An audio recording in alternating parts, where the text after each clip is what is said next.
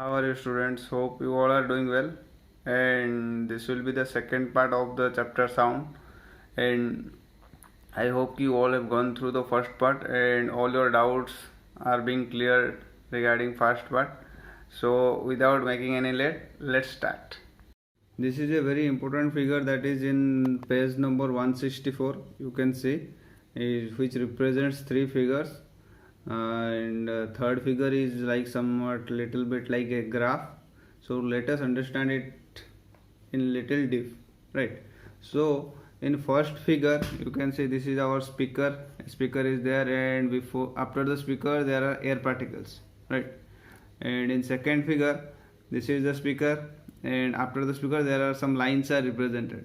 And now in third figure it has given some y-axis and something in x-axis, and on y-axis it has represented density or pressure, and on y-axis it's a straight line in which it represents a graph, right? That you can see first let us understand the first figure, right? So this is our first figure in which the speaker, and if in front of the speaker there are many air particles or many particles are there.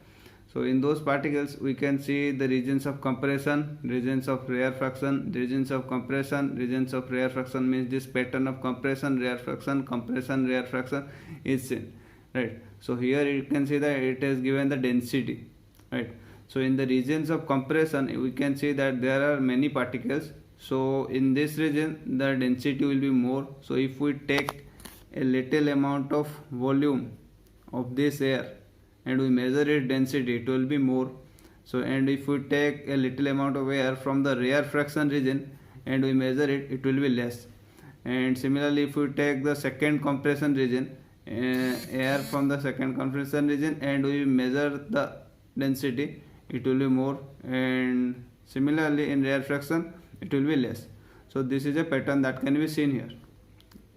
Now let us come to the second figure, in which the diagram is given that a speaker having sound, producing sound, and after producing sound, and the pressure differences are given in lines, right? So in the regions of compression region we can see that here the lines are very closed, and in the region of rarefaction region the lines are away from each other, right? What does it represent? It just represents that in the region of compression there will be high pressure or pressure will be more. In the region of rarefaction region pressure will be less, right? So now let us understand the third thing, right?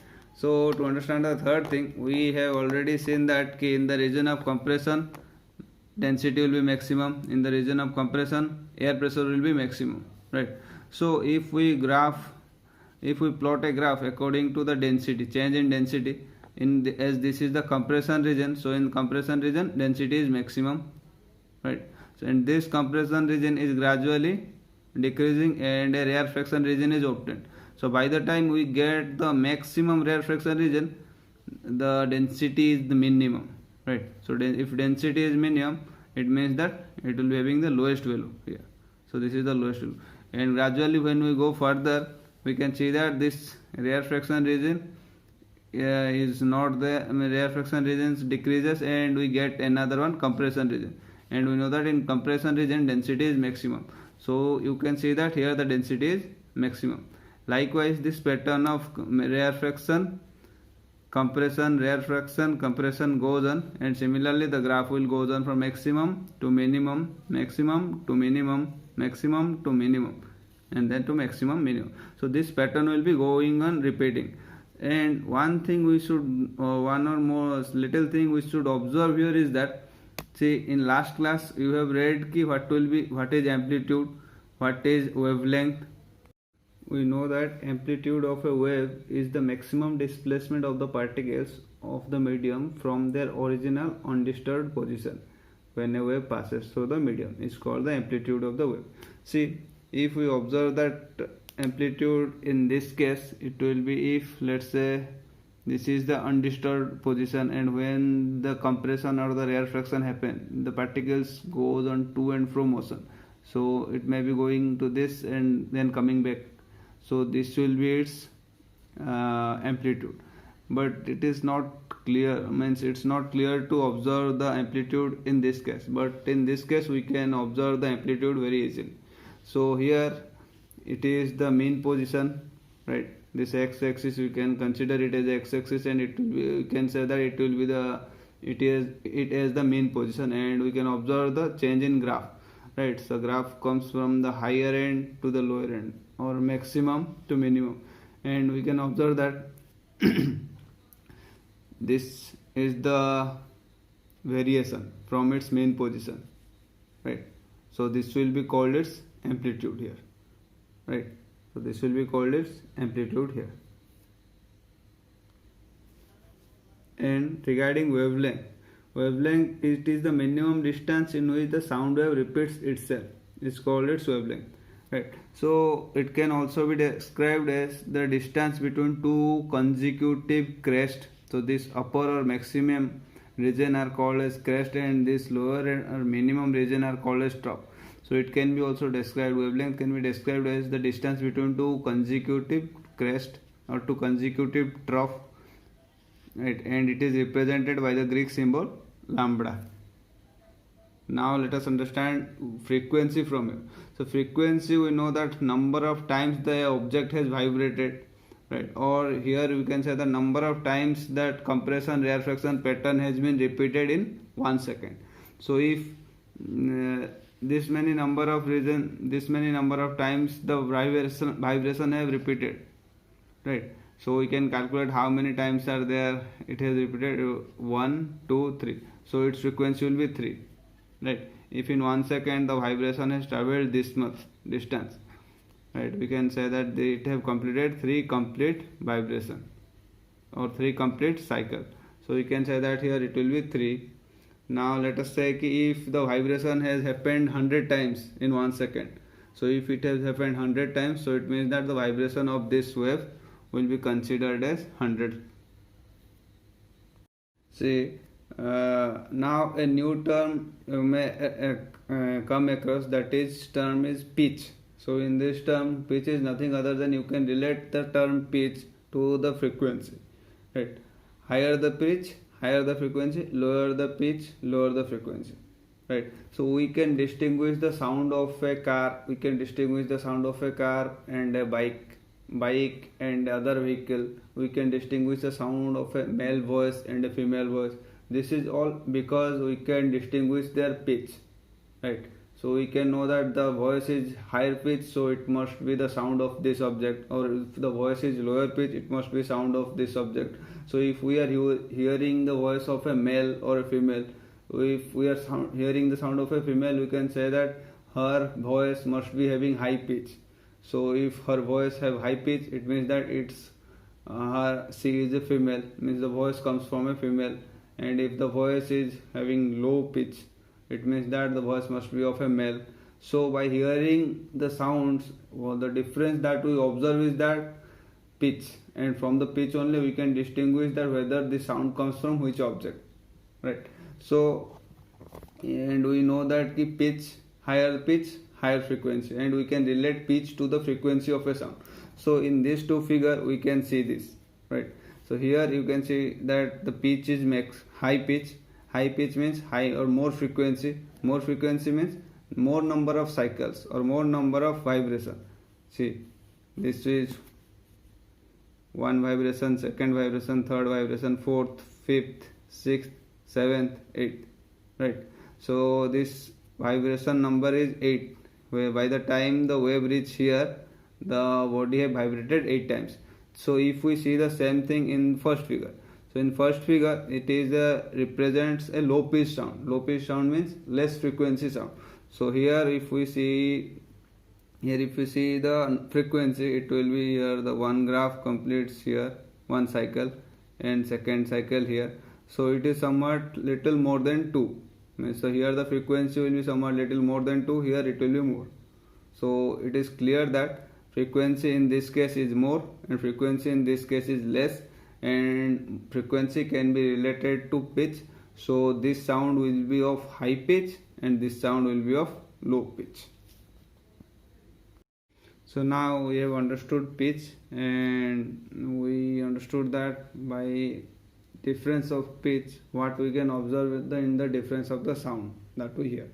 Now let us come to another term, that is loudness, or louder or soft voice. Loudness or softness.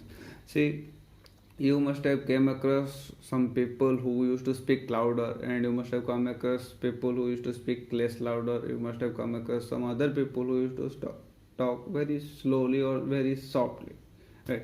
So what is the difference that is there in their sound?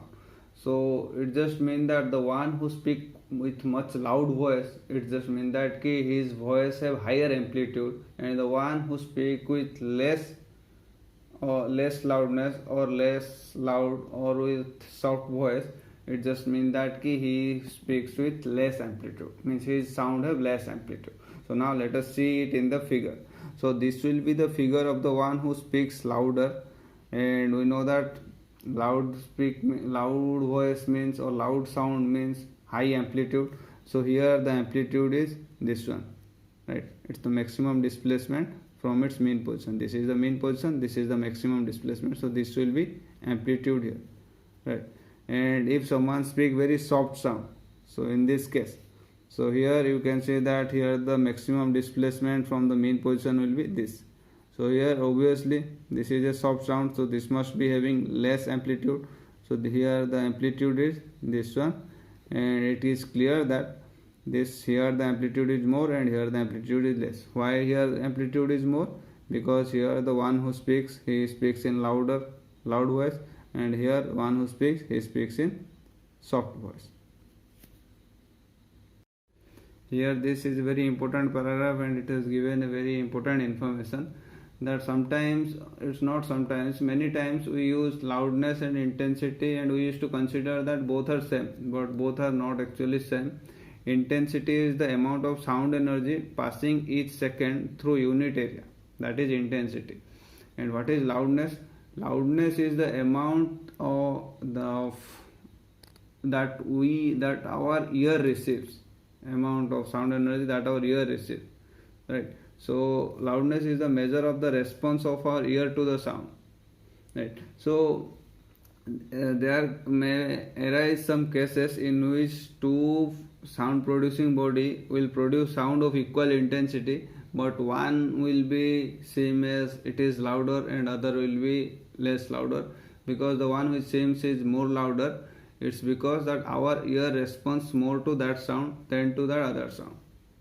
Here a very interesting thing is given, sonic boom.